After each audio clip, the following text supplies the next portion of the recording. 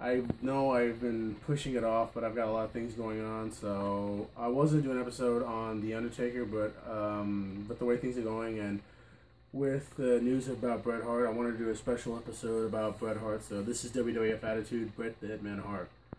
Look, I'm pretty sure we all know what he went through, what his career is, everything he's done, from training in Calgary over to Canada and the Stu Hart legendary dungeon, to working the indies in Canada, to becoming a champion, to coming to the WWF and representing the black and the pink. I know, grown man in pink, who would have thunk of that, but hey man, pink is popular. Susan B. Coleman would say otherwise. You know, he dominated, you know, the WWF. He fought Mr. Perfect, he had fought Yokozuna, and he had fought several guys, and, you know, I can't remember off the top of my head, but he's held that title several times, to the point where he had one of everyone's favorite matches, the legendary Iron Man match. Not that Iron Man, another one.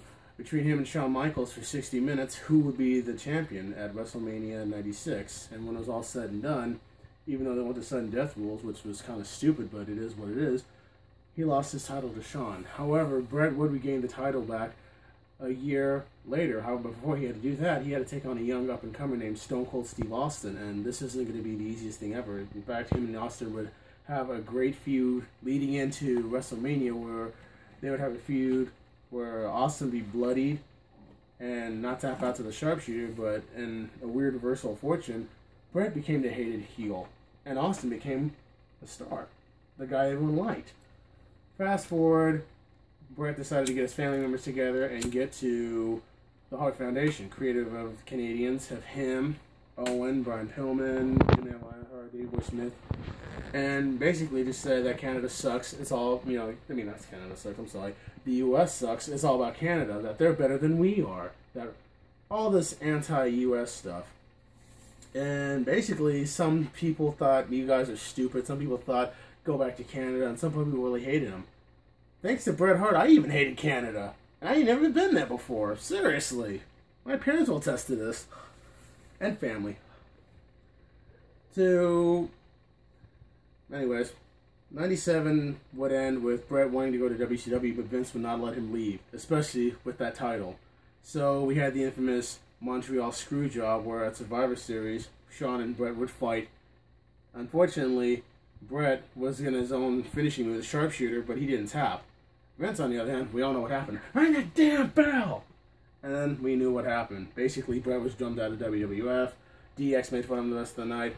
And Shawn just, well, yeah, Bret went to WCW with the 90-day no-compete contract. But the thing is, though, if you think about it, there's no way that Bret was going to leave with the title. I don't know what Bret was thinking, but there's no way he would have left WWF with the champion. And there's no way Vince would have let him leave with that title and be the uncrowned champion. Not going to happen. So Bret went to WCW, did what he could, and, you know, he had a memorable one as the U.S. champion, and basically just made it, you know, made us hate him. Had Canadian with the U.S. you know, championship.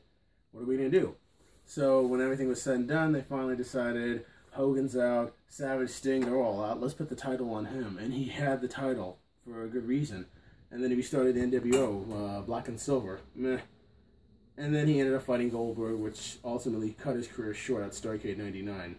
I'm pretty sure you guys know about that kick to the head. Ooh.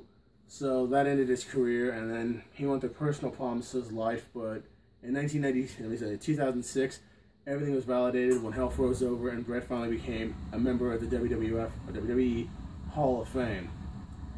So then, I guess, you know, him and Vince patched things up, but 4 years later, when the Hart Foundation, the Hart family, excuse me, would be inducted into the WWE Hall of Fame, Bret and Vince would settle their beef once and for all, with Bret still winning and becoming the commissioner for a very short period, and introducing the new tag team championships.